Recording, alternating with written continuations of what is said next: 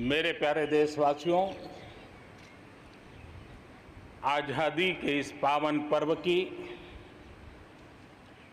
सभी देशवासियों को बधाई और बहुत बहुत शुभकामनाएं।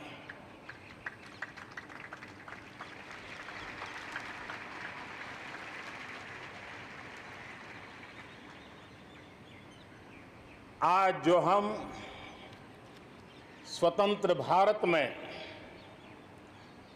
सांस ले रहे हैं, उसके पीछे मां भारती के लाखों बेटे बेटियों, उनका त्याग, उनका बलिदान और मां भारती को आज़ाद कराने के संकल्प के प्रति उनका समर्पण आज ऐसे सभी हमारे स्वातंत्र्य सेनानियों का, आज़ादी के वीरों का, नर बांकुरों का,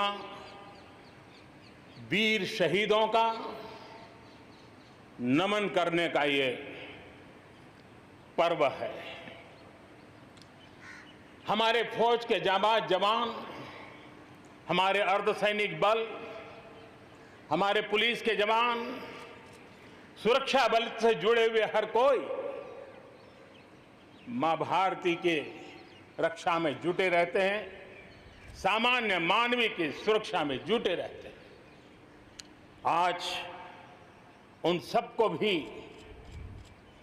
हृदयपूर्वक, आदरपूर्वक स्मरण करने का, उनके महान त्याग तपस्या को नमन करने का पर्व है। एक नाम और, श्री अरविंद घोष क्रांति दूत से लेकर आध्यात्म की यात्रा, आज उनके संकल्प, उनका जन्म जयंती है। हमें उनके संकल्पों को, हमारे संकल्पों को पूर्ण करने के उनकी तरफ से आशीर्वाद बने रहे। हम एक विशिष्ट परिस्थिति से गुजर रहे हैं। आज छोटे छोटे बालक मेरे सामने नजर नहीं आ रहे। भारत का उज्जवल भविष्य क्यों? कोरोना ने सबको रोका हुआ है। इस कोरोना के कालखंड में लक्षावधि कोरोना वॉरियर्स, चाहे डॉक्टर हो, नर्सिस हो, सफाई कर्मी हो, एम्बुलेंस चलाने वाले लोग हो, किस किस के नाम गिनाऊंगा। उन लोगों ने इतने लंबे समय तक जिस प्रकार से सेवा परमो धर्मः इस मंत्र को जी करके दिखाया है, पूर्ण समर्पण भाव से मां भारती के लालों की सेवा की है, ऐसे सभी कोरोना वॉरियर्स को भी मैं आज नमन करता हूं। इस कोरोना के कालखंड में अनेक हमारे भाई बहन इस कोरोना के संकट में प्रभावित हुए हैं। कई परिवार प्रभावित हुए हैं। कईयों ने अपनी जान भी गंवाई है। मैं ऐसे सभी परिवारों के प्रति अपनी संवेदनशीलता प्रकट करता हूं और इस कोरोना के खिलाफ मुझे विश्वास है 130 करोड़ देशवासियों की अदम्य इच्छा शक्ति, संकल्प शक्ति हमें उसमें भी विजय दिलाएगी और हम विजयी होके रहेंगे। मुझे विश्वास है कि पिछले दिनों भी हम एक प्रकार से अनेक संकटों से गुजर रहे। बाढ़ का प्रकोप, खास करके नॉर्थ ईस्ट, पूर्वी भारत, दक्षिण भारत, पश्चिमी भारत के कुछ इलाके, कहीं लैंडस्लाइड, अनेक दिक्कतों का सामना लोगों को करना पड़ा है। अनेक लोगों ने अपनी जान गंवाई है। मैं उन परिवारों के प्रति भी मेरी संवेदना व्यक्त करता हूं और राज्य सरकारों के साथ कंधे से कंधा मिलाकर के ऐसी संकट की घड़ी में हमेशा देश एक बन करके, चाहे केंद्र सरकार हो, राज्य सरकार हो, हम मिल करके तत्काल जितनी भी मदद पहुंचाने का प्रयास कर सकते हैं, सफलतापूर्वक कर रहे हैं। मेरे प्यारे देशवासियों, आजादी का पर्व हमारे लिए, ये स्वतंत्रता का पर्व आजादी के वीरों को याद कर करके नए संकल्पों की ऊर्जा का एक अवसर होता है। एक प्रकार से हमारे लिए ये नई प्रेरणा लेकर के आता है, नया उमंग, नया उत्साह लेकर के आता है। और इस बार तो हमारे लिए संकल्प करना बहुत आवश्यक भी है और बहुत शुभ अवसर भी है, क्योंकि अगला जब हम आजादी का पर्व मनाएंगे तब हम 75 वर्ष में प्रवेश करेंगे। ये अपने आप में एक बहुत बड़ा अवसर है और इसलिए आज आने वाले 2 साल के लिए बहुत बड़े संकल्प लेकर के हमें चलना है। 130 करोड़ देशवासियों को चलना है। आजादी के 75 वर्ष में जब प्रवेश करेंगे और आजादी के 75 वर्ष जब पूर्ण होंगे, हम हमारे संकल्पों की पूर्ति का एक महापर्व के रूप में उसको भी मनाएंगे। मेरे प्यारे देशवासियों, हमारे पूर्वजों ने अखंड एक निष्ठ तपस्या करके त्याग और बलिदान की उच्च भावनाओं को प्रस्तावित करते हुए हमें जिस प्रकार से आजादी दिलाई है, उन्होंने न्यौछावर कर दिया है। लेकिन हम ये बात न भूलें कि गुलामी के इतने लंबे कालखंड में कोई भी पल ऐसा नहीं था, कोई भी क्षेत्र ऐसा नहीं था कि जब आजादी की ललक न उठी हो, आजादी की इच्छा को लेकर के किसी ने प्रयास न किया हो, जंग न किया हो, त्याग न किया हो और एक प्रकार से जवानी जेलों में खपा दी, जीवन के सारे सपनों को, फांसी के फंदों को चूम करके आहूत कर दिया। ऐसे वीरों को नमन करते हुए और फिर एक तरफ सशस्त्र क्रांति का दौर, दूसरी तरफ जन आंदोलन का दौर, पूज्य बापू के नेतृत्व में राष्ट्र जागरण के साथ जन आंदोलन की एक धारा ने आजादी के आंदोलन को एक नई ऊर्जा दी और हम आजादी के पर्व को आज मना पा रहे हैं। इस आजादी के जंग में भारत की आत्मा को कुचलने के भी निरंतर प्रयास हुए हैं, अनगिनत प्रयास हुए हैं। भारत को अपनी संस्कृति, परंपरा, रीत रिवाज, इन सब से उखाड़ फेंकने के लिए क्या कुछ नहीं हुआ। वो कालखंड था, सैकड़ों सालों का कालखंड था। शाम दाम दंड भेद सब कुछ अपने चरम पर था और कुछ लोग तो ये मान के चलते थे कि हम तो यावत चंद्र दिवाकरो यहां पर राज करने के लिए आए हैं। लेकिन आजादी की ललक ने उनके सारे मंसूबों को जमींदोस्त कर दिया। उनकी सोच थी कि इतना बड़ा विशाल देश, अनेक राजे रजवाड़े, भांति भांति की बोलियां, पहनवेश, खान पान, अनेक भाषाएं, इतनी विविधताओं के कारण बिखरा हुआ देश कभी एक होकर के आजादी का जंग लड़ नहीं सकता है। लेकिन इस देश की प्राण शक्ति वो पहचान नहीं पाए। अंतर्भूत जो प्राण शक्ति है, एकता का सूत्र जो हमें सबको बांध करके रखा हुआ है, उसने आजादी के उस पर्व में पूरी ताकत के साथ जब वो मैदान में आया तो देश आजादी के जंग में विजयी हुआ। हम ये भी जानते हैं कि वो कालखंड था विस्तारवाद की सोच वालों ने दुनिया में जहां भी फैल सकते के फैलने का प्रयास किया, अपने झंडे गाड़ने की कोशिश की, लेकिन भारत का आजादी का आंदोलन दुनिया के अंदर भी एक प्रेरणा का पुंज बन गया, दिव्य स्तंभ बन गया और दुनिया में भी आजादी की ललक जगी। और जो लोग विस्तारवाद के अंधी दौड़ में लगे हुए थे, अपने झंडे गाड़ने में लगे थे, उन्होंने अपने इस मंसूबों को, विस्तारवाद के मंसूबों को पार करने के लिए दुनिया को दो महाविश्व युद्ध में झोंक दिया, मानवता को तहस नहस कर दिया,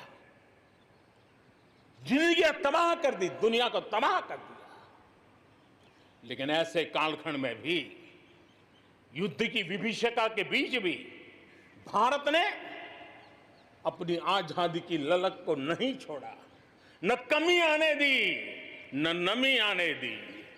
देश बलिदान करने की जरूरत पड़ी, बलिदान देता रहा, कष्ट झेलने की जरूरत पड़ी, कष्ट झेलता रहा, जन आंदोलन खड़ा करने की जरूरत पड़ी, जन आंदोलन खड़ा करता रहा। और भारत की ये लड़ाई ने दुनिया में आजादी के लिए एक माहौल बना दिया। और भारत की एक शक्ति ने दुनिया में जो बदलाव लाया, विस्तारवाद के लिए चुनौती बन गया भारत। इतिहास इस बात को कभी नकार नहीं सकता है। इतिहास इस बात को नहीं।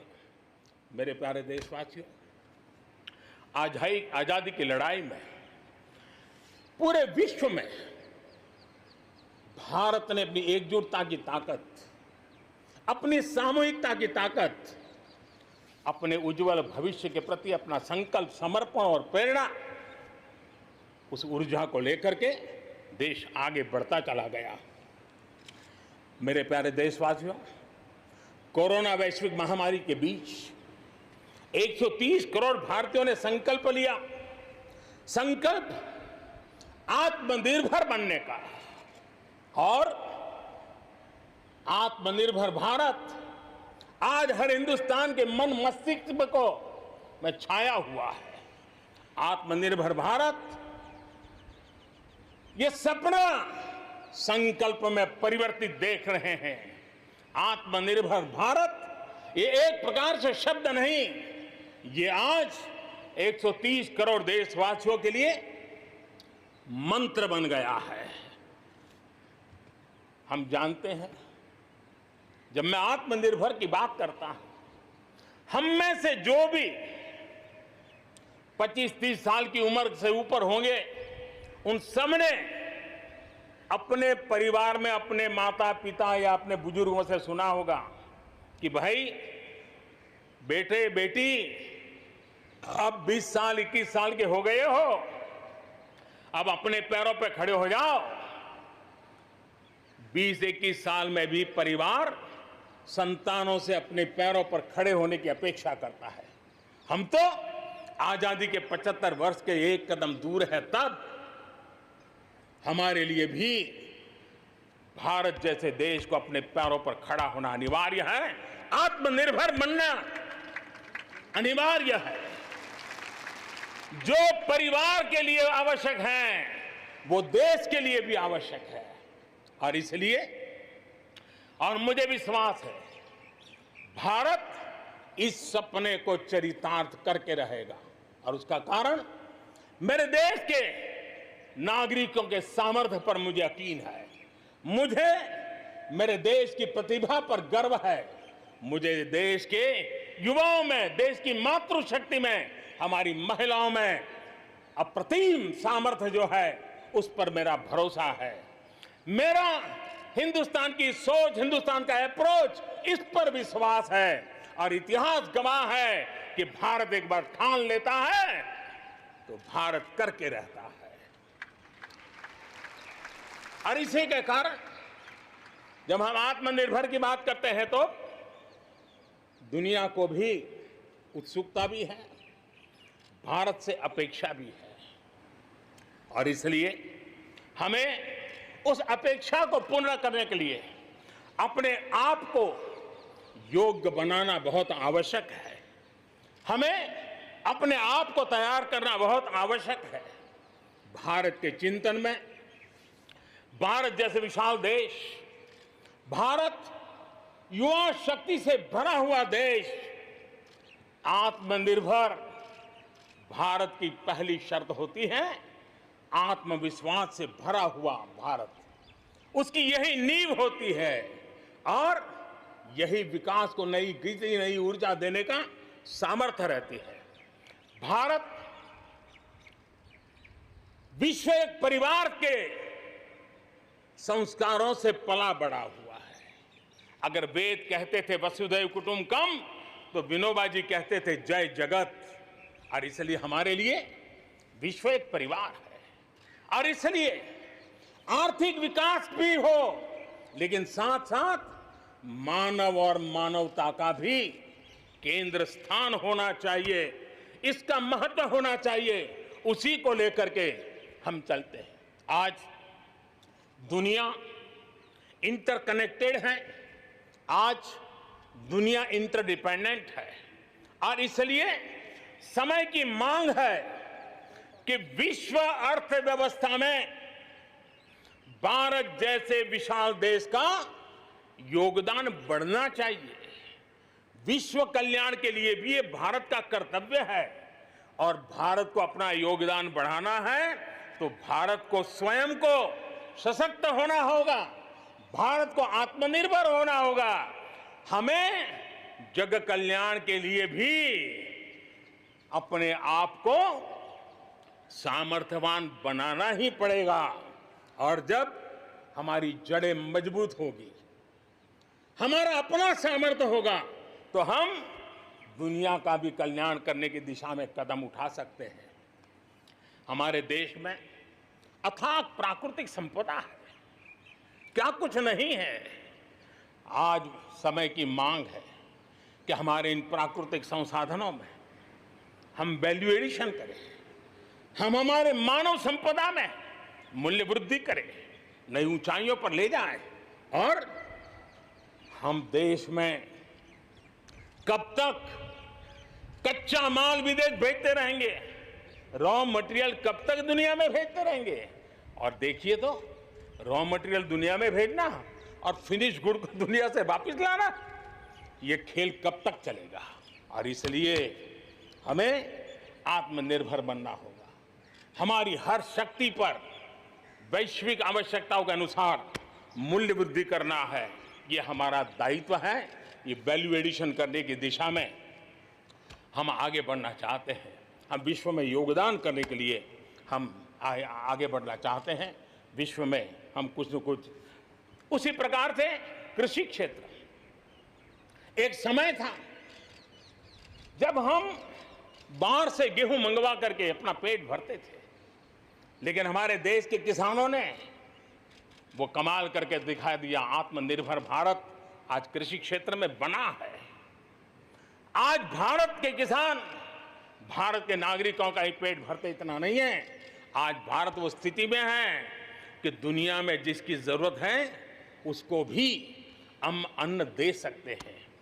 अगर ये हमारी शक्ति है, आत्मनिर्भर की ये ताकत है, तो हमारे कृषि क्षेत्र में भी मूल्य वृद्धि आवश्यक है। वैश्विक आवश्यकताओं के अनुसार हमारे कृषि जगत में बदलाव की आवश्यकता है। विश्व की अपेक्षाओं को पूरा करने के लिए हमने हमारे कृषि जगत को भी आगे बढ़ाने की जरूरत है। आज देश अनेक नए कदम उठा रहा है और इसलिए अब आप देखिए स्पेस सेक्टर में हमने खुला कर दिया, देश के युवाओं को अवसर मिला है। हमने कृषि क्षेत्र को कानूनों से मुक्त कर दिया, बंधनों से मुक्त कर दिया। हमने आत्मनिर्भर बनाने का प्रयास किया हुआ है। जब भारत स्पेस सेक्टर में ताकतवर बनता है तो पड़ोसियों को जरूर उसका लाभ होता है। जब आप ऊर्जा के क्षेत्र में पावरफुल होते हैं तो जे देश अपना अंधेरा मिटाना चाहता है, भारत उसमें मदद कर सकता है। देश के जब हेल्थ सेक्टर का इंफ्रास्ट्रक्चर आत्मनिर्भर हो जाता है तो विश्व के अनेक देशों को टूरिज्म के रूप में, हेल्थ डेस्टिनेशन के रूप में भारत उनकी पसंदीदा बन सकता है। और इसलिए हमें आवश्यक है कि हम भारत में बने सामान की पूरी दुनिया में वाहवाही कैसी हो। और एक जमाना था हमारे देश में जो चीजें बनती थी, हमारे स्किल मैन पावर के द्वारा जो काम होता था, उसकी दुनिया में बहुत वाहवाह होती थी, इतिहास गवाह है। हमें जब आत्मनिर्भर की बात करते हैं तब सिर्फ इंपोर्ट कम करना इतना ही हमारी सोच नहीं है। जब आत्मनिर्भर की बात करते हैं तब हमारी ये जो कौशल्य है, हमारा जो ह्यूमन रिसोर्स का सामर्थ्य है, जब चीजें बाहर से आने लगती हैं तो उसका वो सामर्थ्य खत्म होता चला जाता है, पीढ़ी दर पीढ़ी वो नष्ट हो जाता है। हमें हमारे उस सामर्थ्य को बचाना भी है, बढ़ाना भी है, कौशल्य को बढ़ाना है, क्रिएटिविटी को बढ़ाना है और उसको लेकर के हमें आगे बढ़ना है। हमें स्किल डेवलपमेंट की दिशा में बल देना है। आत्मनिर्भर भारत के लिए, हमारे सामर्थ्य को बढ़ाने के लिए मेरे प्यारे देशवासियों, मैं जानता हूं जब मैं आत्मनिर्भर की बात करता हूं तब अनेक आशंकाएं प्रकट भी की जाती हैं। मैं इस बात को मानता हूं कि आत्मनिर्भर भारत के लिए लाखों चुनौतियां हैं और जब विश्व स्पर्धा के मोड़ में हो तब तो चुनौतियां बढ़ भी जाती हैं। लेकिन देश के सामने अगर लाखों चुनौतियां हैं तो देश के पास करोड़ों समाधान देने वाले शक्ति भी है, मेरे देशवासी भी हैं जो समाधान का सामर्थ्य देते हैं।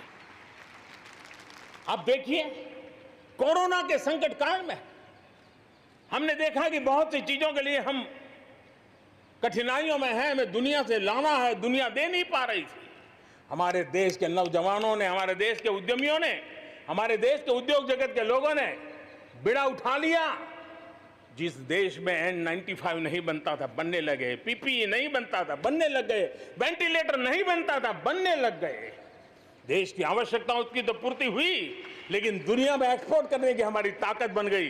दुनिया की जरूरत थी, आत्मनिर्भर भारत दुनिया को कैसे मदद कर सकता है, आज हम इसमें हम देख सकते हैं। और इसलिए विश्व की भलाई में भी भारत का योगदान करना ये दायित्व बनता है और उसलिए भी हमें उसी प्रकार से बहुत हो चुका आजाद भारत की मानसिकता क्या होनी चाहिए। आजाद भारत की मानसिकता होनी चाहिए वोकल फॉर लोकल। हमारे जो स्थानीय उत्पाद है उसका हमने गौरवगान करना चाहिए। हम अपनी चीजों का गौरवगान नहीं करेंगे तो उसको अच्छा बनने का अवसर भी नहीं मिलेगा, उसकी हिम्मत नहीं बढ़ेगी। आइए हम मिलकर के संकल्प लें, आजादी के 75 साल के पर्व की ओर जब कदम रख रहे हैं तब वोकल फॉर लोकल का जीवन मंत्र बन जाए और हम मिलकर के भारत की उस ताकत को हम बढ़ावा दे दें। मेरे प्यारे देशवासियों, हमारा देश कैसी कैसी कमाल करता है, कैसे कैसे आगे बढ़ता है, इस बात को हम भली भांति समझ सकते हैं। कौन सोच सकता था कि कभी गरीबों के जनधन खाते में लाखों करोड़ों रुपए सीधे ट्रांसफर हो जाएंगे। कौन सोच सकता था कि किसानों की भलाई के लिए एपीएमसी जैसा एक्ट में इतने बदलाव हो जाएंगे। कौन सोचता था हमारे व्यापारी आलम पे जो लटकती तलवार थी, एसेंशियल कमोडिटी एक्ट, इतने सालों के बाद वो भी बदल जाएगा। कौन सोचता था कि हमारा स्पेस सेक्टर हमारे देश के युवाओं के लिए खुला कर दिया जाएगा। आज हम देख रहे हैं, राष्ट्रीय शिक्षा नीति हो, one nation one ration card की बात हो, वन नेशन वन ग्रिड की बात हो, वन नेशन वन टैक्स की बात हो, इंसॉल्वेंसी और बैंकरप्सी कोड उसकी बात हो, चाहे बैंकों को मर्जर करने का प्रयास हो, देश की सच्चाई बन चुकी है, देश की हकीकत है। भारत में परिवर्तन के इस कालखंड में रिफॉर्म्स के परिणामों को दुनिया देख रही है। एक के बाद एक दूसरे से जुड़े हुए हम जो रिफॉर्म्स कर रहे हैं उसको दुनिया बहुत बारीकी से देख रही है। और उसी का कारण है बीते वर्ष भारत में एफडीआई में अब तक के सारे रिकॉर्ड तोड़ दिए। फॉरेन डायरेक्ट इन्वेस्टमेंट अब तक के सारे रिकॉर्ड तोड़ दिए। बीते वर्ष भारत में एफडीआई में 18% की वृद्धि हुई है, बढ़ोतरी हुई है। और इसलिए कोरोना काल में भी दुनिया की बड़ी बड़ी कंपनियां भारत की ओर रुख ले रही हैं। ये विश्वास ऐसे ही पैदा नहीं हुआ है, ऐसे ही दुनिया मोहित नहीं हुई है। इसके लिए भारत ने अपनी नीतियों पर, भारत ने अपने लोकतंत्र पर, भारत ने अपनी अर्थव्यवस्था की बुनियाद की मजबूती पर जो काम किए हैं उसने ये विश्वास जगाया है। दुनिया भर के अनेक बिजनेस भारत को सप्लाई चेन के केंद्र के रूप में आज देख रहे हैं। अब हमें मेक इन इंडिया के साथ साथ मेक फॉर वर्ल्ड ये मंत्र को लेकर के भी हमें आगे बढ़ना है। 130 करोड़ देशवासियों का सामर्थ्य जब एक ही समय में, जरा याद कीजिए पिछले कुछ दिन, और 130 करोड़ देशवासियों के सामर्थ्य के लिए गर्व कीजिए। कोरोना के इस महाकालखंड में एक तरफ चक्रवात, पूरब में भी चक्रवात, पश्चिम में भी चक्रवात, बिजली गिरने से अनेक लोगों की मौत की खबरें, कहीं पर बार बार भूस्खलन की घटनाएं, छोटे मोटे भूकंप के झटके। इतना कम था तो हमारे किसानों के लिए टिड्डी दल की आपत्तियां आई।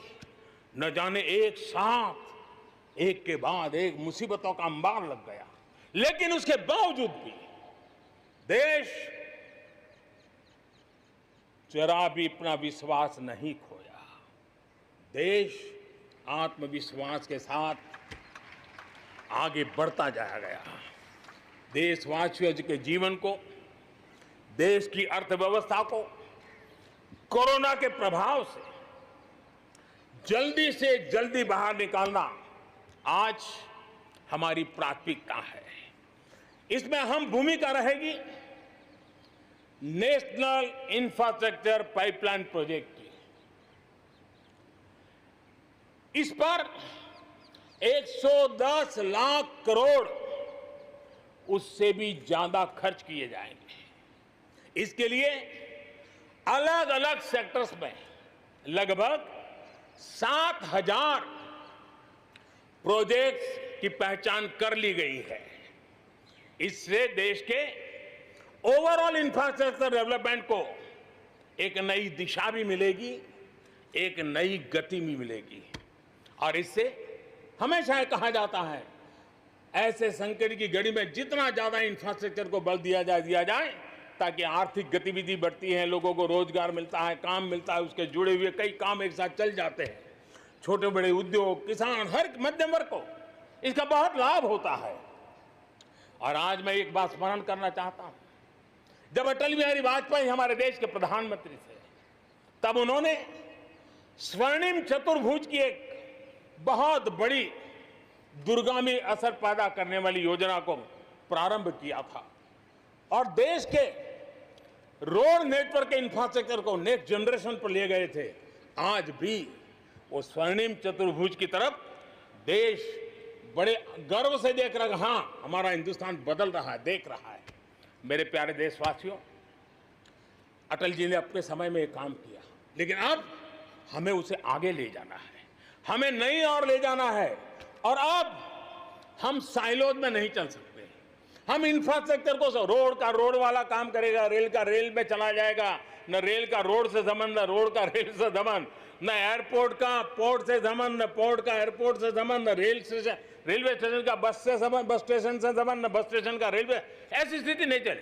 अब हमें सारा इंफ्रास्ट्रक्चर एक कॉम्प्रिहेंसिव हो, इंटीग्रेटेड हो, एक दूसरे के पूरक हो।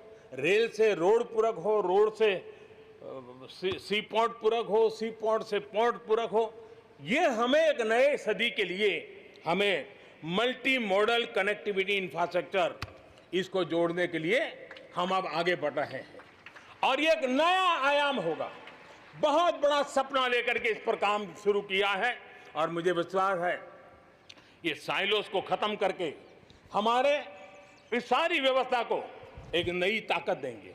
इसके साथ साथ हमारे समुद्री तट, विश्व व्यापार में समुद्री तटों का अपना बहुत महत्व होता है। जब हम पोर्ट लेड डेवलपमेंट को लेकर के चले हैं तब हम आने वाले दिनों में समुद्री तट के पूरे हिस्से में 4 लेन रोड बनाने की दिशा में एक आधुनिक इंफ्रास्ट्रक्चर के लिए हम काम करेंगे। मेरे प्यारे देशवासियों, हमारे यहाँ शास्त्रों में एक बहुत बड़ी बात और बड़ी महत्वपूर्ण बात कही गई है। हमारे यहाँ शास्त्रों में कहा गया है, सामर्थ्य मूलम स्वातंत्रम, सामर्थ्य मूलम स्वातंत्रम, श्रम मूलम च वैभवम, श्रम मूलम च वैभवम।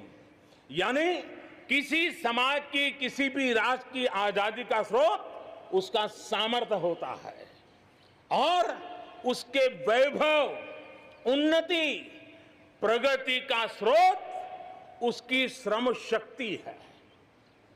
और इसलिए सामान्य नागरिक, शहर हो या गांव, उसकी मेहनत का कोई मुकाबला नहीं है। मेहनत का समाज को जब सुविधाएं मिलती है, जीवन का संघर्ष, रोजमर्रा की मुसीबतें कम होती है, तो उसकी ऊर्जा, उसकी शक्ति बहुत खिल उठती है, बड़े कमाल करके देती है। बीते 6 वर्षों में देश के मेहनत कश नागरिकों का जीवन बेहतर बनाने के लिए अनेक विविध कामों का सिलसिला चलाया गया है, अनेक अभियान चलाए गए हैं। आप देखिए, बैंक खाता हो, पक्के घर की बात हो, इतनी बड़ी मात्रा में शौचालय बनाने हो, हर घर में बिजली कनेक्शन पहुंचाना हो, माताओं बहनों को धुएं से मुक्त करने के लिए गैस का कनेक्शन देना हो, गरीब से गरीब को बीमा सुरक्षा देने का प्रयास हो, 5 लाख रुपए तक अच्छे से अच्छे अस्पताल में मुफ्त इलाज कराने के लिए आयुष्मान भारत योजना हो, राशन की दुकानों को टेक्नोलॉजी जोड़ने की बात हो, हर गरीब, हर व्यक्ति बिना किसी भेदभाव के पूरी पारदर्शिता के साथ उसको लाभ पहुंचाने में पिछले 6 साल ने बहुत अच्छी तरह प्रगति की है। कोरोना के संकट में भी इन व्यवस्थाओं में बहुत मदद मिली है। इस दौरान करोड़ों गरीब परिवारों को मुफ्त गैस सिलेंडर पहुंचना, राशन कार्ड हो या न हो, 80 करोड़ से ज्यादा मेरे देशवासियों को उनके घर का चूल्हा जलता रहे, 80 करोड़ देशवासियों को मुफ्त में अनाज पहुंचाने का काम हो, 90,000 करोड़ रुपए से ज्यादा सीधे बैंक खाते में पैसे ट्रांसफर हो। कुछ वर्ष पहले तो सोच भी नहीं सकते थे, कल्पना ही नहीं कर सकते थे कि दिल्ली 1 रुपया से 1 रुपया निकले और 100 के 100 पैसे गरीब के खाते में जमा हो जाए। ये पहले कभी सोचा भी नहीं जा सकता है। अपने ही गांव में रोजगार के लिए गरीब कल्याण रोजगार अभियान शुरू किया गया है। श्रमिक साथी खुद को रिस्किल करे, अपस्किल करे, इस पर विश्वास करते हुए, श्रम शक्ति पे भरोसा करते हुए, गांव के संसाधनों पर भरोसा करते हुए हम वोकल फॉर लोकल को बल देते हुए रीस्किल, अपस्किल के द्वारा हम हमारे देश की श्रम शक्ति को, हमारे गरीबों को एम्पावर करने की दिशा में हम काम कर रहे हैं।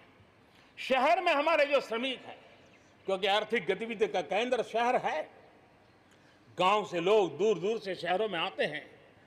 स्ट्रीट वेंडर्स हो, रेडी पटरी वाले लोग हो, आज बैंकों से उनको सीधा पैसा देने की योजना चल रही है, लाखों लोगों ने इतने कम समय में कोरोना के कालखंड में इसका फायदा उठाया है। अब उनको कहीं से ज्यादा ब्याज से खानगी स्तर पर पैसे लेने की जरूरत नहीं पड़ेगी, बैंक से वो अधिकार से अपने पैसे ले पाएगा। उसी प्रकार से जब शहर में हमारे श्रमिक आते हैं, उनको रहने की अगर अच्छी सुविधा मिल जाए तो उनकी कार्य क्षमता में भी बहुत बढ़ोतरी होती है।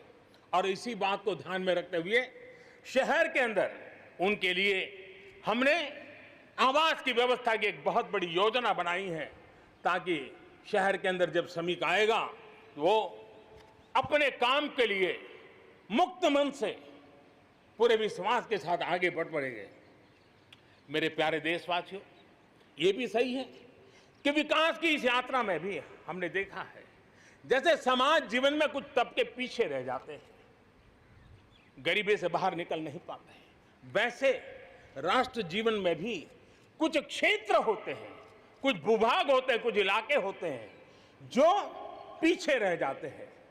आत्मनिर्भर भारत बनाने के लिए हमारे लिए संतुलित विकास बहुत आवश्यक है और हमने 110 से ज्यादा आकांक्षी जिले आइडेंटिफाई किए हैं।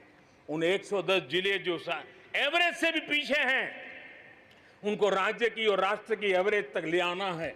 सभी पैरामीटर में लेता है। वहां के लोगों को बेहतर शिक्षा मिले, वहां के लोगों को बेहतर स्वास्थ्य सुविधाएं मिले, वहां के लोगों को रोजगार के स्थानीय अवसर पैदा हो, और उसके लिए लगातार हमने इन 110 जिले जो हमारी विकास यात्रा में कहीं पीछे छूट गए हैं, उनको आगे ले जाने के लिए प्रयास कर रहे हैं। मेरे प्यारे देशवासियों, आत्मनिर्भर भारत की अहम प्राथमिकता आत्मनिर्भर कृषि और आत्मनिर्भर किसान, और इसको हम कभी भी नजरअंदाज नहीं कर सकते हैं। किसान को पिछले दिनों हमने देखा है, एक के बाद एक रिफॉर्म आजादी के इतने सालों के बाद किए गए हैं। किसान को तमाम बंधनों से मुक्त करना हो, वो काम हमने कर दिया है। आप सोच नहीं सकते होंगे, हमारे देश में आप अगर साबुन बनाते हैं, हिंदुस्तान के कोने में जाके साबुन बेच सकते हैं। आप अगर कपड़ा बनाते हैं, हिंदुस्तान के किसी कोने में जाके कपड़ा बेच सकते हैं। आप चीनी बनाएं, आप चीनी बेच सकते हैं। लेकिन मेरा किसान, बहुत लोगों को पता नहीं होगा, मेरे देश का किसान जो उत्पादन करता था, न वो अपनी मर्जी से बेच सकता था, न अपनी मर्जी से जहां बेचना चाहता था वहां बेच सकता था। उसके लिए जो दायरा तय किया था वहीं बेचना पड़ता था। उस सारे बंधनों को हमने खत्म कर दिया है। अब हिंदुस्तान का किसान उस आजादी की सांस को ले पाएगा, ताकि वो हिंदुस्तान के किसी में भी, दुनिया के किसी भी कोने में अपना माल बेचना चाहता है, वो अपने टर्म्स पर बेच पाएगा। इस बात को हमने किसान की आय को बढ़ाने के लिए अनेक वैकल्पिक चीजों को भी बल दिया है। उसके किसानी में इनपुट कॉस्ट कैसे कम हो, सोलार पंप, उसको डीजल पंप से मुक्ति कैसे दिला दे, अन्नदाता ऊर्जादाता कैसे बने, मधुमक्खी पालन हो, फिशरीज हो, पोल्ट्री हो, ऐसे अनेक चीजें उसके साथ जुड़ जाएं, ताकि उसकी आय दोगुना हो जाए। उस दिशा में हम लगातार काम कर रहे हैं। आज समय की मांग है, हमारा कृषि क्षेत्र आधुनिक बने, मूल्य वृद्धि हो, वैल्यू एडिशन हो, फूड प्रोसेसिंग हो, पैकेजिंग की व्यवस्था हो, उसको संभालने की व्यवस्था हो, और इसलिए अच्छे इंफ्रास्ट्रक्चर की जरूरत है। आपने देखा होगा इस कोरोना कालखंड में ही पिछले दिनों 1 लाख करोड़ रुपया एग्रीकल्चर इंफ्रास्ट्रक्चर के लिए भारत की सरकार ने आवंटित किए हैं, और इंफ्रास्ट्रक्चर जो किसानों की भलाई के लिए होगा, और इसके कारण किसान अपना मूल्य भी प्राप्त कर सकेगा, दुनिया के बाजार में बेच भी पाएगा, विश्व बाजार में उसकी पहुंच बढ़ेगी। आज हमने ग्रामीण उद्योगों को मजबूत करने की जरूरत है। ग्रामीण क्षेत्रों में विशिष्ट प्रकार से आर्थिक क्लस्टर बनाने जाएंगे। कृषि और गैर कृषि उद्योगों को गांव के अंदर एक जाल बनाई जाएगी, और उसके कारण उसके साथ साथ किसानों के लिए जो नई एफपीओ हमने बनाने का, किसान उत्पादक संघ बनाने का जो हमने कोशिश की है, वो अपने आप में एक बहुत बड़ा इकोनॉमिकल एम्पावरमेंट का काम करेगा। भाइयों बहनों, मैंने पिछली बार यहां पर जल जीवन मिशन की घोषणा की थी। आज उसको 1 साल हो रहा है। मैं आज गर्व से कह सकता हूं कि जो हमने सपना लिया है कि पीने का शुद्ध जल, नल से जल हमारे देशवासियों को मिलना चाहिए। स्वास्थ्य की समस्याओं का समाधान भी शुद्ध पीने के जल से जुड़ा हुआ होता है। अर्थव्यवस्था में भी उसका बहुत बड़ा योगदान होता है और उसको लेकर के जल जीवन मिशन शुरू किया। आज मुझे संतोष है कि प्रतिदिन हम 1 लाख से ज्यादा घरों में, हर दिन 1 लाख से ज्यादा घरों में जल पहुंचा रहे हैं, पाइप से जल पहुंचा रहे हैं। और पिछले 1 साल में 2 करोड़ परिवारों तक हम जल पहुंचाने में यशस्वी हुए हैं। और विशेष करके जंगलों में दूर दूर रहने वाले हमारे आदिवासियों के घरों तक ये पहुंचाने का काम, बड़ा अभियान चला है। और मुझे खुशी है कि आज जल जीवन मिशन ने देश में एक तंदुरुस्त स्पर्धा का माहौल बनाया है। जिले जिले के बीच में तंदुरुस्त स्पर्धा हो रही है, नगर नगर के बीच में तंदुरुस्त स्पर्धा हो रही है, राज्य राज्य के बीच में तंदुरुस्त स्पर्धा हो रही है। हर किसी को लग रहा है कि प्रधानमंत्री का जल जीवन मिशन का जो सपना है उसको हम जल्दी से जल्दी अपने क्षेत्र में पूरा करेंगे। कोऑपरेटिव कॉम्पिटिटिव फेडरलिज्म को एक नई ताकत इस जल जीवन मिशन के साथ जुड़ गई है और उसके साथ भी हम आगे बढ़ रहे हैं। मेरे प्यारे देशवासियों, चाहे हमारा कृषि का क्षेत्र हो, चाहे हमारे लघु उद्योगों का क्षेत्र हो, चाहे हमारे नौकरी पेशा करने वाले समाज के लोग हो, ये करीब करीब सभी लोग एक प्रकार से भारत का मध्यम वर्गीय बहुत बड़ा संपुट है। और मध्यम वर्ग से निकले हुए प्रोफेशनल्स आज दुनिया में अपना डंका जमा रहे हैं।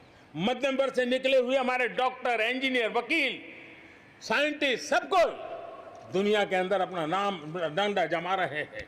और इसलिए ये बात तय है कि मध्यम वर्ग को जितने अवसर मिलते हैं वो अनेक गुना ताकत के साथ उभर करके आते हैं। और इसलिए मध्यम वर्ग को सरकारी दखलंदाजी से मुक्ति चाहिए।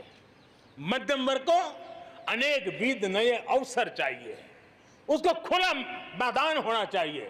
और हमारी सरकार लगातार मध्यम वर्ग के इन सपनों को पूरा करने के लिए काम कर रही है। मध्यम वर्ग ये मिरेकल करने की ताकत रखता है। ईज ऑफ लिविंग, इसका सबसे बड़ा लाभ किसी को होना है तो मेरे मध्यम वर्गीय परिवारों को होना है। सस्ते इंटरनेट की बात हो, चाहे सस्ते स्मार्टफोन की बात हो, या उड़ान के तहत हवाई जहाज की टिकटें बहुत मिनिमम हो जाने की बात हो, या हमारे हाईवेज हो, इंफॉर्मेशन वेज हो, ये सारी चीजें मध्यम वर्ग की ताकत को बढ़ाने वाली है। आज आपने देखा होगा मध्यम वर्ग में जो गरीबी से बाहर निकला है उसका पहला सपना होता है अपना घर होना चाहिए। वो एक बराबरी की जिंदगी जाना चाहता है। देश में बहुत बड़ा काम हमने ईएमआई के क्षेत्र में किया और उसके कारण होम लोन सस्ते हुए। और जब एक घर के लिए लोन लेता है तो लोन पूरी करते करते करीब 6 लाख रुपया कि उसके छूट मिल जाती है। यह इतना ही नहीं, पिछले दिनों ध्यान में आया कि बहुत गरीब मध्यम वर्ग के परिवारों ने पैसे लगाए हुए हैं, लेकिन योजनाएं पूरी न होने के कारण खुद का घर मिल नहीं रहा है, किराया भरना पड़ रहा है। भारत सरकार ने 25,000 करोड़ रुपया का विशिष्ट फंड बना करके ये जो आधे अधूरे घर हैं उनको पूरा करके मध्यम वर्गीय परिवारों को घर मिल जाए, उसके लिए हमने अब कदम उठाया है। जीएसटी में बहुत तेजी से टैक्सेशन कम हुआ है, इनकम टैक्स कम हुआ है। आज मिनिमम उस प्रकार के व्यवस्थाओं के साथ हम देश को आगे बढ़ाने का प्रयास कर रहे हैं। कोऑपरेटिव बैंकों को आरबीआई से जोड़ना ये अपने आप में मध्यम वर्गीय परिवारों के पैसों को सुरक्षित रखने की गारंटी इसके साथ जुड़ी हुई है। एमएसएमई सेक्टर में जो रिफॉर्म्स हुए हैं, एग्रीकल्चर सेक्टर में जो रिफॉर्म्स हुए हैं, इसका सीधा सीधा लाभ हमारे मध्यम वर्गीय मेहनतकश परिवारों को जाने वाला है। और उसके कारण हजारों करोड़ रुपए के स्पेशल फंड आज जो हमारे व्यापारी बंधुओं को, हमारे में लघु उद्योगकारों को हम दे रहे हैं, उनको इसका लाभ मिलने वाला है। आम भारतीय की शक्ति, उसकी ऊर्जा आत्मनिर्भर भारत अभियान का एक बहुत बड़ा आधार है। इस ताकत को बनाए रखने के लिए हर स्तर पर निरंतर काम जारी है। मेरे प्यारे देशवासियों, आत्मनिर्भर भारत के निर्माण में, आधुनिक भारत के निर्माण में, नए भारत के निर्माण में, समृद्ध और खुशहाल भारत के निर्माण में देश की शिक्षा का बहुत बड़ा महत्व है। इसी सोच के साथ देश को 3 दशक के बाद नई राष्ट्रीय शिक्षा नीति देने में हम आज यशस्वी हुए हैं और हिंदुस्तान के हर कोने में इसकी स्वागत के समाचार एक नई ऊर्जा, नए विश्वास दे रहे हैं। ये शिक्षा, ये राष्ट्रीय शिक्षा नीति हमारे विद्यार्थियों को जड़ से जोड़ेगी, लेकिन साथ साथ उसको एक ग्लोबल सिटीजन बनाने का भी पूरा सामर्थ्य देगी। वो जड़ों से जुड़ा होगा, लेकिन उसका सर आसमान की ऊंचाइयों को छूता होगा। आज आपने देखा होगा राष्ट्रीय शिक्षा नीति में एक विशेष बल दिया गया है नेशनल रिसर्च फाउंडेशन का, क्योंकि देश को प्रगति करने के लिए इनोवेशन बहुत आवश्यक होता है। इनोवेशन को जितना बल मिलेगा, रिसर्च को जितना बल मिलेगा, उतना ही देश को आगे ले जाने में और कॉम्पिटिटिव वर्ल्ड के अंदर आगे बढ़ने में बहुत ताकत मिलेगी। आपने सोचा होगा, क्या कभी इतना तेजी से गांव तक ऑनलाइन क्लासेस का इतना माहौल बन जाएगा? कभी कभी आफत में भी कुछ ऐसी चीजें उभर करके आ जाती हैं, नई ताकत दे देती हैं। और इसलिए आपने देखा होगा कोरोना काल में ऑनलाइन क्लासेस एक प्रकार से कल्चर बन गया है। आप देखिए ऑनलाइन डिजिटल ट्रांजैक्शन वो भी कैसे बढ़ रहे हैं। भीम यूपीआई गत 1 महीने में, यानी किसी को भी गर्व होगा कि भारत जैसे देश में यूपीआई भीम के द्वारा गत 1 महीने में 3 लाख करोड़ रुपए का ट्रांजैक्शन हुआ है। अपने आप में हम किस प्रकार से बदली हुई स्थितियों को स्वीकार करने लगे हैं, ये इसका नमूना है। आप देखते हैं 2014 से पहले हमारे देश में 5 दर्जन पंचायतों में ऑप्टिकल फाइबर था। गत 5 वर्ष में 1.5 लाख ग्राम पंचायतों तक ऑप्टिकल फाइबर नेटवर्क पहुंच चुका है, जो आज इतना मदद कर रहा है। सभी पंचायतों में पहुंचने के लक्ष्य के साथ हमने काम शुरू किया था।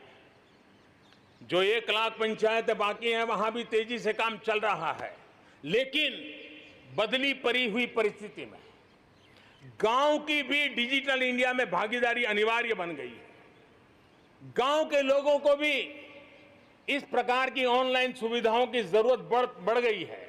इसको ध्यान में रखते हुए पहले जो हमने कार्यक्रम बनाया था, हर पंचायत तक पहले पहुंचेंगे, लेकिन आज मैं आपसे बताना चाहूंगा कि अब हमने तय किया है कि सभी 6 लाख से ज्यादा जो हमारे गांव है, उन सभी गांवों में ऑप्टिकल फाइबर नेटवर्क पहुंचाया जाएगा। जरूरत बदली है तो हमने प्रायोरिटी भी बदली है। 6 लाख से अधिक गांवों में हजारों लाखों किलोमीटर ऑप्टिकल फाइबर का काम चलाया जाएगा और हमने तय किया है 1000 दिन में 1000 दिन के अंदर अंदर देश के 6 लाख से अधिक गांवों में ऑप्टिकल फाइबर नेटवर्क काम पूरा कर दिया जाएगा। बदलती हुई टेक्नोलॉजी में साइबर स्पेस, ये हमारी निर्भरता बढ़ती ही जाने वाली है। लेकिन साइबर स्पेस में खतरे भी जुड़े हुए होते हैं, भली भांति दुनिया इससे अब परिचित है, और इनसे देश के सामाजिक ताने बाने, हमारी अर्थव्यवस्था और हमारे देश के विकास पर भी खतरे पैदा करने का ये आसान मार्ग बन सकता है। और इसलिए भारत इसमें बहुत सचेत है, भारत बहुत सतर्क है और इन खतरों का सामना करने के लिए फैसले ले रहा है इतना ही नहीं, नई व्यवस्थाएं भी लगातार विकसित की जा रही है। बहुत ही अल्प समय में नई साइबर सुरक्षा रणनीति, इसका एक पूरा खाका देश के सामने आएगा। आने वाले समय में सब इकाइयों को जोड़ करके हम इस साइबर सिक्योरिटी के अंदर सबको एक साथ चलना पड़ेगा। उसके लिए आगे बढ़ने की रणनीति बनाएंगे। मेरे प्यारे देशवासियों, भारत में महिला शक्ति को जब जब भी अवसर मिले उन्होंने देश का नाम रोशन किया, देश को मजबूती दी है। महिलाओं को स्वरोजगार और रोजगार के समान अवसर देने के लिए आज देश प्रतिबद्ध है। आज भारत में महिलाएं अंडरग्राउंड कोयले की खदान में काम कर रही हैं, तो आज मेरे देश की बेटियां फाइटर प्लेन भी उड़ा करके आसमान की बुलंदियों को चूम रही है। आज भारत दुनिया के उन देशों में है जहां नौसेना और वायुसेना में महिलाओं को कॉम्बैट रोल में शामिल किया जा रहा है।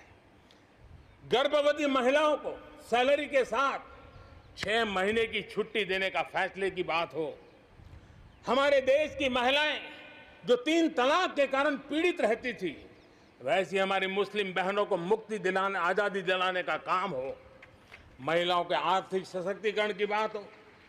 40 करोड़ जो जनधन खाते खोले गए हैं, उसमें 22 करोड़ खाते हमारी बहनों के हैं। कोरोना काल में करीब 30,000 करोड़ रुपए इन बहनों के खाते में जमा कर दिए गए हैं। मुद्रा लोन 25 करोड़ के करीब मुद्रा लोन दिए गए, उसमें 70% मुद्रा लोन लेने वाली हमारी माताएं बहनें हैं।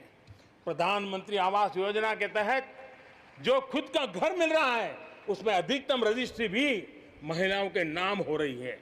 मेरे प्यारे देशवासियों, गरीब बहन बेटियों की बेहतर स्वास्थ्य की भी चिंता ये सरकार लगातार कर रही है। हमने जन औषधि केंद्र के अंदर 1 रुपये में सैनिटरी पैड पहुंचाने के लिए एक बहुत बड़ा काम किया।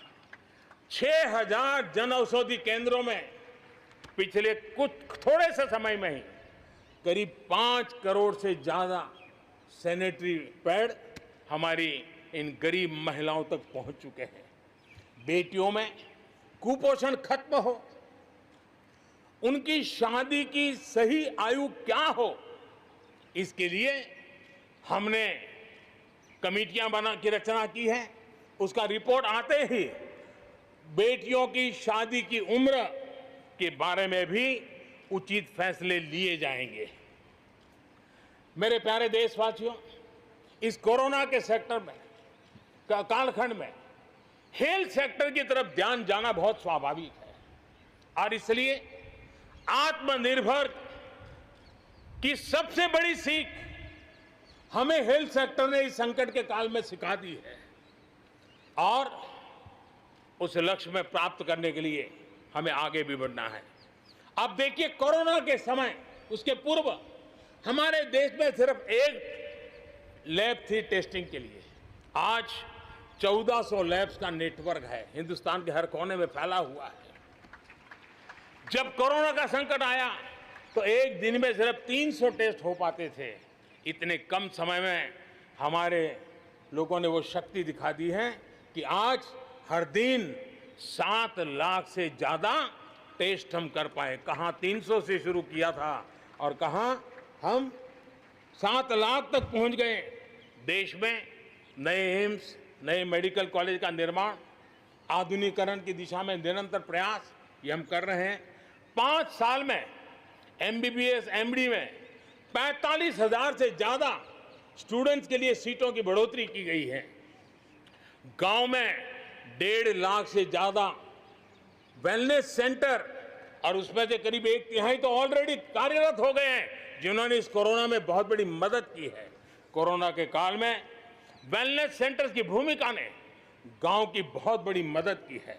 हेल्थ सेक्टर में आज से एक बहुत बड़ा अभियान शुरू होने जा रहा है, और उसमें टेक्नोलॉजी का भी बहुत बड़ा रोल रहेगा।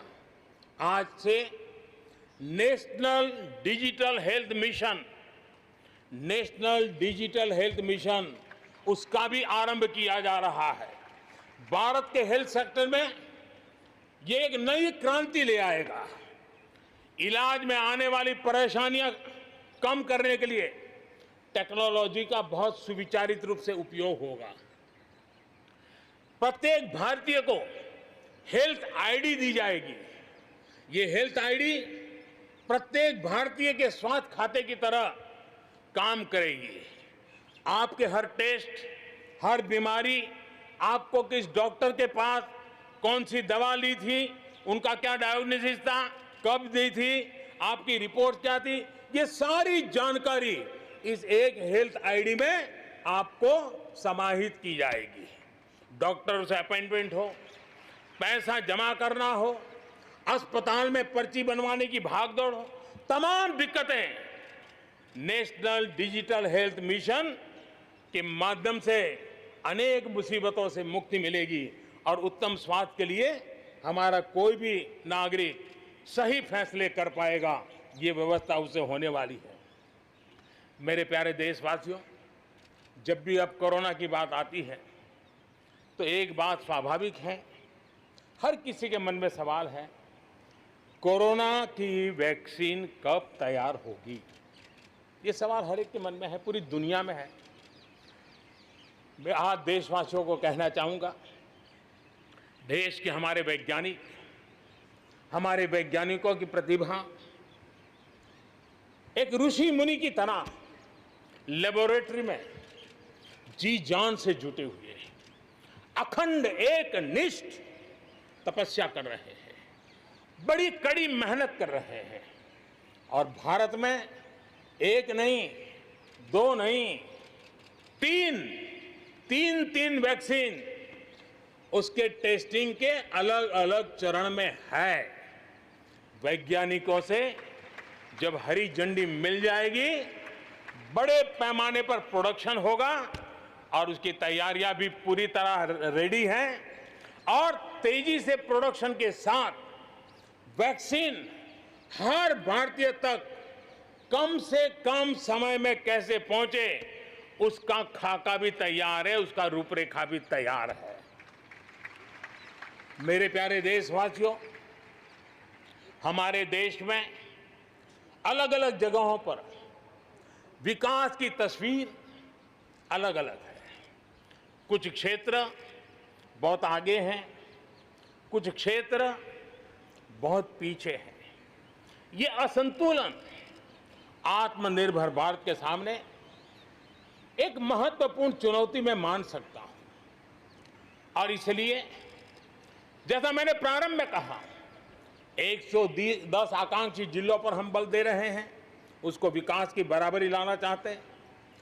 हम विकास के इकोसिस्टम बनाना, कनेक्टिविटी को सुधारना, ये हमारी प्राथमिकता है। अब आप देखिए, हिंदुस्तान का पश्चिमी भाग और हिंदुस्तान को मध्य से देखिए, हिंदुस्तान का पूर्वी भाग, पूर्वी उत्तर प्रदेश हो, बिहार हो, बंगाल हो, नॉर्थ ही हो, उड़ीसा हो, ये सारे हमारे क्षेत्र अपार संपदा है, प्राकृतिक संपदा के भंडार है। यहाँ के लोग सामर्थ्यवान है, शक्तिवान है, प्रतिभावान है, लेकिन अवसरों के अभाव में ये क्षेत्र हमारे असंतुलन रहा है। और इसलिए हमने अनेक नए कदम उठाए। ईस्टर्न डेडिकेटेड फ्रेट कॉरिडोर हो, पूर्व में गैस पाइपलाइन से जोड़ने की बात हो, नए रोड रेल का इंफ्रास्ट्रक्चर खड़ा करना हो, वहां नए पोर्ट बनाने हो, यानी एक प्रकार से पूरा डेवलपमेंट के लिए जो इंफ्रास्ट्रक्चर का खाका होना चाहिए, बड़ा होलिस्टिक तरीके से विकसित हम कर रहे हैं, ताकि हमारे क्षेत्र भी विकास की दिशा में। उसी प्रकार से लेह लद्दाख, करगिल, जम्मू कश्मीर, एक क्षेत्र, एक प्रकार से इस क्षेत्र को 1 वर्ष पूर्व 370 से आजादी मिल चुकी है। 1 साल पूरा हो चुका है। ये 1 साल जम्मू कश्मीर के एक नई विकास यात्रा का बड़ा महत्वपूर्ण पड़ाव है। ये 1 साल वहां महिलाओं को, दलितों को मूलभूत अधिकारों को देने वाला कालखंड रहा है। ये हमारे शरणार्थियों को गरिमापूर्ण जीवन का भी एक साल रहा है। विकास का लाभ गांव और गरीब तक पहुंचाने के लिए बैक टू विलेजेस जैसे विशेष अभियान चलाए जा रहे हैं।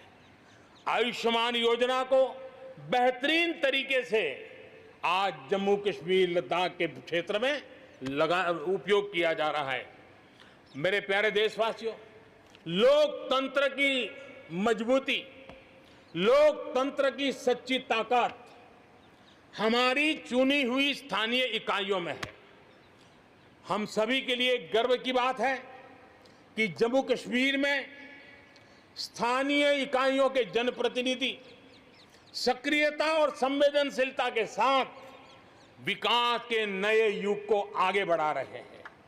मैं उनके वहीं के सभी पंच सरपंचों को हृदय से बहुत बहुत बधाई देता हूं विकास यात्रा में उनकी सक्रिय भागीदारी के लिए। जम्मू कश्मीर में डिलिमिटेशन की प्रक्रिया चल रही है। सुप्रीम कोर्ट के निवृत्त न्यायमूर्ति के नेतृत्व में डिलिमिटेशन का काम चल रहा है और जल्दी से डिलिमिटेशन का काम पूरा होते ही भविष्य में वहां चुनाव हो, जम्मू कश्मीर के एमएलए हो, जम्मू कश्मीर के मंत्रीगण हो, जम्मू कश्मीर के मुख्यमंत्रीगण हो, नई ऊर्जा के साथ विकास के मार्ग पर आगे बढ़े। इसके लिए देश प्रतिबद्ध भी है और प्रयासरत भी है। लद्दाख को केंद्र शासित प्रदेश बना करके बरसों पुरानी जो उनकी मांग थी, उनकी आकांक्षा थी, उस आकांक्षा को हमने पूर्ण करने का, उनको सम्मानित करने का एक बहुत बड़ा काम किया है। हिमालय की ऊंचाइयों में बसा लद्दाख विकास के नए शिखर की ओर आगे बढ़ रहा है।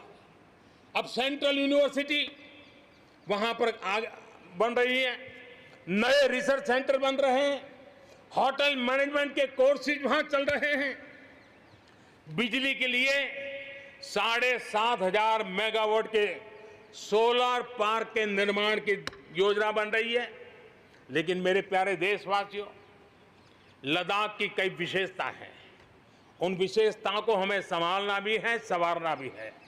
और जैसे सिक्किम ने, हमारे नॉर्थ ईस्ट में सिक्किम ने अपनी एक ऑर्गेनिक स्टेट की पहचान बनाई है, वैसे ही लद्दाख, लेह, करगिल, ये पूरा क्षेत्र हमारे देश के लिए कार्बन न्यूट्रल इकाई के रूप में उसकी पहचान बना सकता है। और इसके लिए भारत सरकार वहां के नागरिकों के साथ मिलकर के एक नमूना रूप, प्रेरणा रूप कार्बन न्यूट्रल और वो भी विकास का मॉडल, वहां की आवश्यकताओं की पूर्ति वाला मॉडल, उस दिशा में हम आगे बढ़ रहे हैं। मेरे प्यारे देशवासियों, भारत ने दिखाया है कि पर्यावरण के साथ संतुलन रखते हुए भी तेज विकास संभव है। आज भारत वन वर्ल्ड, वन सन, वन ग्रिड के विजन्स के साथ पूरी दुनिया में को खास करके सूर्य ऊर्जा के क्षेत्र में प्रेरित कर रहा है। रिन्यूएबल एनर्जी के उत्पादन के मामले में आज भारत दुनिया के 5 टॉप देशों में अपनी जगह बना चुका है। प्रदूषण के समाधान को लेकर भारत सजग भी है और भारत सक्रिय भी है।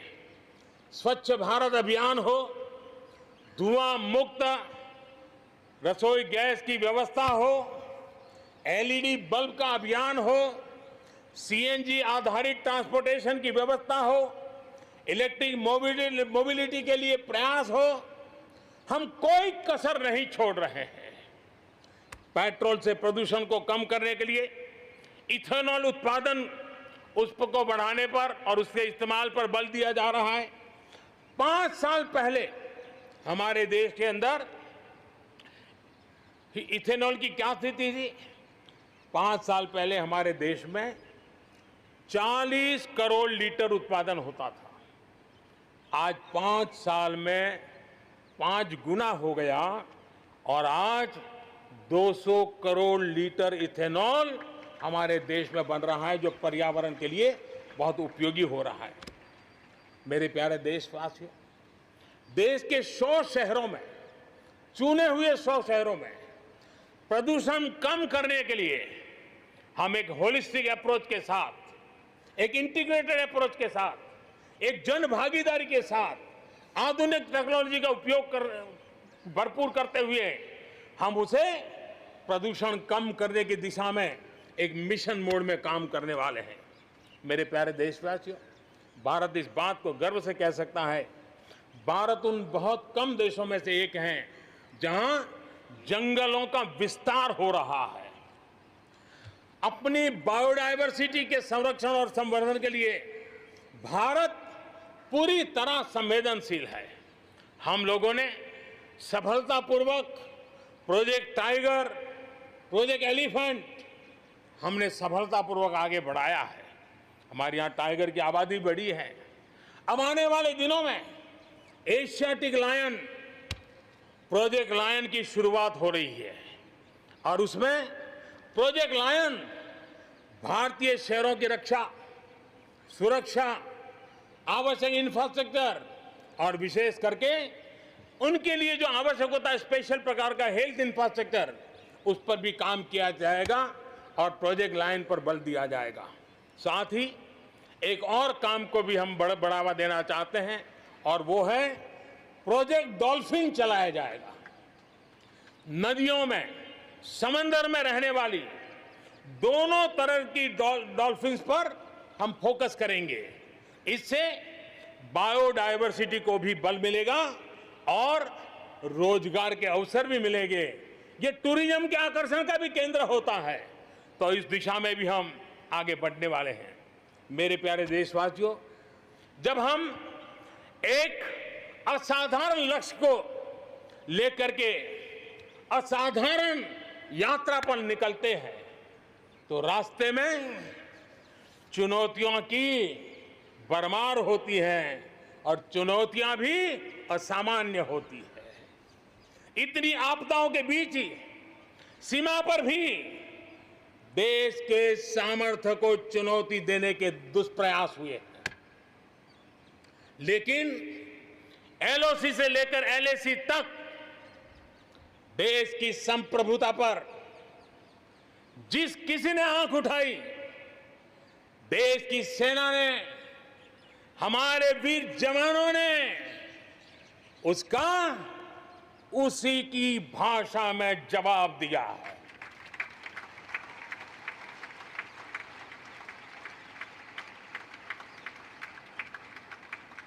भारत की संप्रभुता की रक्षा के लिए पूरा देश एक जोश से भरा हुआ है, संकल्प से प्रेरित है और सामर्थ्य पर अटूट श्रद्धा के साथ आगे बढ़ रहा है। इस संकल्प के लिए हमारे वीर जवान क्या कर सकते हैं, देश क्या कर सकता है, ये लद्दाख में दुनिया ने देख लिया है।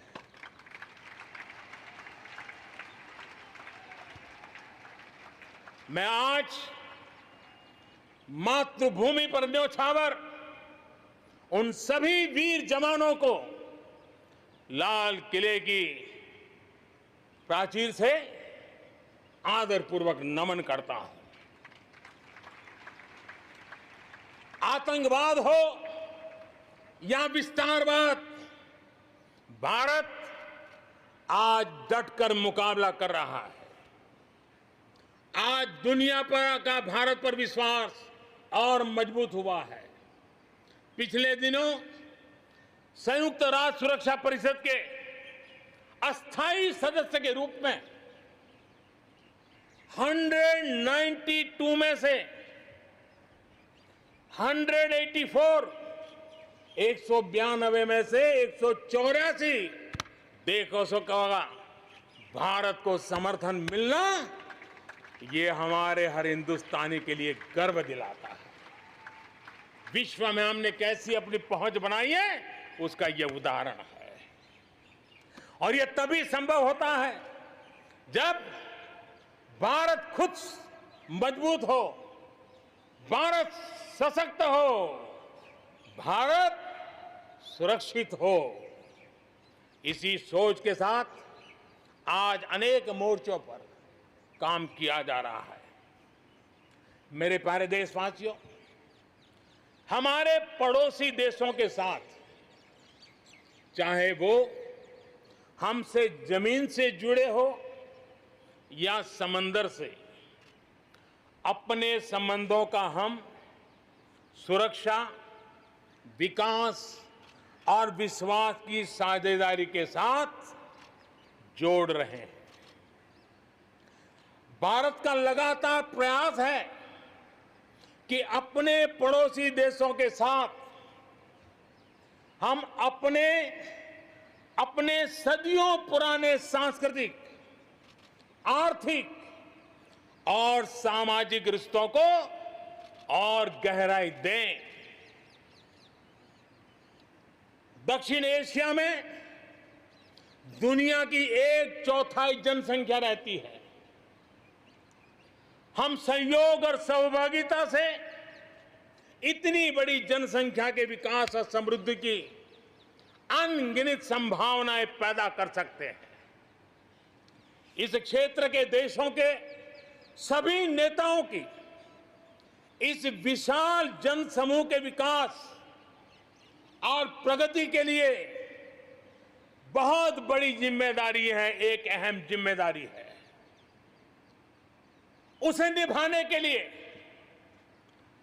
दक्षिण एशिया के इन सभी क्षेत्र के सभी लोगों को, राजनेताओं को, शासकों को, बुद्धिजीवियों को भी मैं आह्वान करता हूं, इस पूरे क्षेत्र में जितनी शांति होगी, जितना सौहार्द होगा, उतनी ही ये मानवता के काम आएगी, मानवता के हित में होगा। पूरी दुनिया का हित इसमें समाहित है। आज पड़ोसी सिर्फ वो ही नहीं है जिनसे हमारी भौगोलिक सीमाएं मिलती है, बल्कि वे भी हैं जिनसे हमारे दिल मिलते हैं। जहां रिश्तों में समरसता होती है, मेलजोल रहता है। मुझे खुशी है कि बीते कुछ समय में भारत ने एक्सटेंडेड नेबरहुड के सभी देशों के साथ अपने संबंधों को और मजबूत किया है। पश्चिम एशिया के देशों से हमारे राजनीतिक, आर्थिक और मानवीय संबंधों की प्रगति में कई गुना तेजी आई है। विश्वास अनेक गुना बढ़ गया है। इन देशों के साथ हमारे आर्थिक संबंध, खासकर ऊर्जा क्षेत्र में भागीदारी बहुत महत्वपूर्ण है। इनसे कई देशों में, इन सभी देशों में, ज्यादातर देशों में बहुत बड़ी संख्या में हमारे भारतीय भाई बहन काम कर रहे हैं। जिस प्रकार इन देशों ने कोरोना के संकट के समय भारतीयों की मदद की, भारत सरकार के अनुरोध का सम्मान किया, उसके लिए भारत उन सभी देशों का आभारी है और मैं अपना आभार प्रकट करना चाहता हूं। इस प्रकार हमारे पूर्व के आसियान देश, जो हमारे मैरीटाइम पड़ोसी भी हैं, वो भी हमारे लिए बहुत विशेष महत्व रखते हैं। इनके साथ भारत का हजारों वर्ष पुराना धार्मिक और सांस्कृतिक संबंध है। बौद्ध धर्म की परंपराएं हमें उनसे जोड़ती है। आज भारत इन देशों के साथ सिर्फ सुरक्षा क्षेत्र में नहीं, बल्कि समुद्री संपदा के क्षेत्र में भी सहयोग बढ़ा रहा है। मेरे प्यारे देशवासियों, भारत के जितने प्रयास शांति और सौहार्द के लिए है, उतनी ही प्रतिबद्धता अपनी सुरक्षा और अपनी सेनाओं को सशक्त करने के लिए भी है। रक्षा उत्पादन में आत्मनिर्भर भारत के लिए बड़े कदम उठाए गए हैं। हाल ही में 100 से ज्यादा सैन्य उपकरणों के आयात पर हमने रोक लगा दी है। मिसाइलों से लेकर के हल्के युद्धक हेलीकॉप्टरों तक, असॉल्ट राइफल से लेकर ट्रांसपोर्ट एयरक्राफ्ट तक सभी मेक इन इंडिया हो गए। अपना तेजस भी अपनी तेजी और अपनी ताकत दिखाने के लिए आधुनिक जरूरतों के हिसाब से तैयार हो रहा है। देश की सुरक्षा में हमारे बॉर्डर और कोस्टल इंफ्रास्ट्रक्चर की बहुत बड़ी भूमिका है। आज हिमालय की चोटियां हो या हिंद महासागर के द्वीप, हर दिशा में कनेक्टिविटी के विस्तार पर जोर दिया जा रहा है। लद्दाख से लेकर के अरुणाचल प्रदेश तक बड़े पैमाने पर हमारे देश की सुरक्षा को ध्यान में रखते हुए नई सड़कें तैयार की गई हैं। देश में, मेरे प्यारे देशवासियों, हमारा इतना बड़ा समुद्र तट है, लेकिन साथ साथ हमारे पास 1300 से ज्यादा आइलैंड्स हैं। कुछ चुनिंदा आइलैंड के महत्व को देखते हुए तेजी से विकसित करने पर हम आगे बढ़ रहे हैं। आपने देखा होगा, पिछले सप्ताह 5 दिन पहले अंडमान निकोबार में submarine optical fibre cable project का लोकार्पण हुआ। अंडमान निकोबार को भी चेन्नई और दिल्ली जैसी इंटरनेट सुविधा अब उपलब्ध होगी। अब हम आगे लक्षद्वीप को भी इसी तरह जोड़ने के लिए काम को आगे बढ़ाने वाले हैं। अगले 1000 दिन में लक्षद्वीप को भी तेज इंटरनेट की सुविधा से जोड़ने का हमने लक्ष्य रखा है। बॉर्डर और कोस्टल एरिया के युवाओं के विकास, उसको भी सुरक्षा को केंद्र में रखते हुए विकास के मॉडल की दिशा में हम आगे बढ़ रहे हैं। और उसमें एक बड़ा अभियान हम शुरू कर रहे हैं।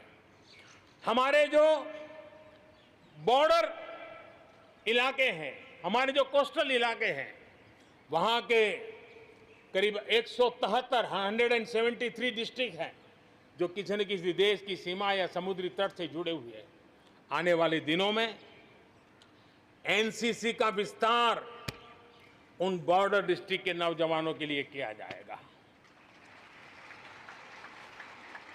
बॉर्डर एरिया के कैडेट्स को हम करीब 1 लाख नए एनसीसी के कैडेट तैयार करेंगे और उसमें 1/3 हमारी बेटियां हो, ये भी प्रयास रहेगा। बॉर्डर एरिया के कैडेट्स को सेना प्रशिक्षित करेगी। कोस्टल एरिया के जो कैडेट्स हैं उनको नेवी के लोग प्रशिक्षित करेंगे और जहां एयरबेस हैं वहां के कैडेट को एयरफोर्स की तरफ से ट्रेनिंग दी जाएगी। बॉर्डर और कोस्टल एरिया को आपदाओं से निपटने के लिए एक ट्रेन्ड मैन पावर मिलेगा। युवाओं को आर्म फोर्सेस में कैरियर बनाने के लिए जरूरी स्किल भी मिलेगी। मेरे प्यारे देशवासियों, पिछले वर्ष लाल किले से मैंने कहा था, बीते 5 साल आवश्यकताओं की पूर्ति और अगले 5 साल आकांक्षाओं की पूर्ति के हैं। बीते 1 साल में ही देश ने बड़े और महत्वपूर्ण फैसलों के पड़ाव को पार कर लिया है। गांधी 150 पर भारत ने गांवों को खुद को खुले में शौच से मुक्त किया है। आस्था की वजह से प्रताड़ित शरणार्थियों को नागरिकता देने का कानून, दलितों, पिछड़ों, ओबीसी के लिए, एससी, एसटी, ओबीसी के लिए आरक्षण के अधिकार को बढ़ाने की बात हो, असम और त्रिपुरा में ऐतिहासिक शांति समझौता हो, फौज की सामूहिक शक्ति को और प्रभावी बनाने के लिए चीफ ऑफ डिफेंस स्टाफ की नियुक्ति हो, करतारपुर साहिब कॉरिडोर का रिकॉर्ड समय में निर्माण हो, देश ने इतिहास बनाया, इतिहास बदले देखा, असाधारण काम करके दिखाया। 10 दिन पूर्व अयोध्या में भगवान राम के भव्य मंदिर का निर्माण शुरू हुआ। राम जन्मभूमि के सदियों पुराने विषय का शांतिपूर्ण समाधान हो चुका है। देश के लोगों ने जिस संयम के साथ और समझदारी के साथ आचरण किया है, व्यवहार किया है, यह अभूतपूर्व है और भविष्य के लिए हमारे लिए प्रेरणा का कारण है। शांति, एकता और सद्भावना, यही तो आत्मनिर्भर भारत की ताकत बनने वाली है। यही मेलजोल, यही सद्भाव भारत के उज्जवल भविष्य की गारंटी है। इसी सद्भाव के साथ हमें आगे बढ़ना है। विकास में के इस महायज्ञ में हर हिंदुस्तानी को अपनी कुछ न कुछ आहुति देनी है। इस दशक में भारत नई नीति और नई रीति के साथ ही आगे बढ़ेगा। जब साधारण से काम नहीं चलेगा, अब होती है चलती का वक्त अब चला गया। हमें दुनिया में किसी से कम नहीं, हम सबसे ऊपर रहने का प्रयास करेंगे और इसलिए हम सर्वश्रेष्ठ उत्पादन, सर्वश्रेष्ठ ह्यूमन रिसोर्सेज, सर्वश्रेष्ठ गवर्नेंस, हर चीज में सर्वश्रेष्ठ के लक्ष्य को लेकर के आजादी के 75 साल के लिए हमें आगे बढ़ना है। हमारी पॉलिसीज, हमारे प्रोसेस, हमारे प्रोडक्ट्स, सब कुछ उत्तम से उत्तम हो, बेस्ट हो, तभी एक भारत श्रेष्ठ भारत की परिकल्पना साकार होगी। आज हमें फिर से संकल्प लेने की जरूरत है। ये संकल्प आजादी के लिए बलिदान देने वालों के सपनों को पूरा करने का हो। ये संकल्प 130 करोड़ देशवासियों के लिए हो। ये संकल्प हमारी आने वाली पीढ़ियों के लिए हो, उनके उज्जवल भविष्य के लिए हो। ये संकल्प आत्मनिर्भर भारत के लिए हो। हमें शपथ लेनी होगी, हमें प्रतिज्ञा करनी होगी। हम आयात को कम से कम करने की दिशा में योगदान करेंगे। हम अपने लघु उद्योगों को सशक्त करेंगे। हम सब लोकल के लिए वोकल बनेंगे और हम ज्यादा इनोवेट करेंगे। हम एम्पावर करेंगे अपने युवाओं को, महिलाओं को, आदिवासियों को, दिव्यांगों को, दलितों को, गरीबों को, गांव को, पिछड़ों को, हर किसी को। आज भारत ने असाधारण गति से असंभव को संभव किया है। इसी इच्छा शक्ति, इसी लगन, इसी जज्बे के साथ प्रत्येक भारतीय को आगे बढ़ना है। वर्ष 2022 हमारी आजादी के 75 वर्ष का पर्व अब बस आ ही गया है। हम एक कदम दूर है। हमें दिन रात एक कर देना है। 21वीं सदी का ये तीसरा दशक हमारे सपनों को पूरा करने का दशक होना चाहिए। कोरोना बड़ी विपत्ति है, लेकिन इतनी बड़ी नहीं कि आत्मनिर्भर भारत की विजय यात्रा को वो रोक पाए। मैं देख सकता हूं एक नए प्रभात की लालिमा, एक नए आत्मविश्वास का उदय, एक नए आत्मनिर्भर भारत का शंखनाद। एक बार फिर आप सभी को स्वाधीनता दिवस की कोटि कोटि शुभकामनाएं। आइए मेरे साथ दोनों हाथ के ऊपर करके पूरी ताकत से बोलिए, भारत माता की, भारत माता की, भारत माता की, वंदे वंदे वंदे।